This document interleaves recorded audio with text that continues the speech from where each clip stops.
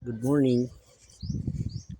Eto, may ginagawa na naman tayo. Magtatanim tayo ngayon ng talbos ng kamote.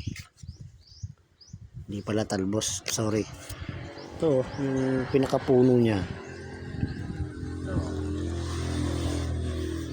Habang wala tayong ginagawa, habang nagpapahinga, ika nga, magtatanim ako ngayon ng talbos ng kamote.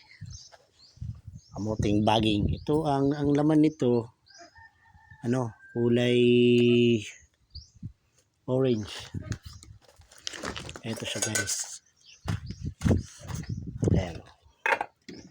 Ito siya. Pero puti ang kanyang pinakaloob. Orange ang sa labas.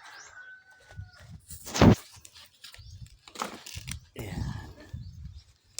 Sa mga talbos nito, inihiwalay ko para paggulay. Ay, mga ganito, pwede pa yan gulayin.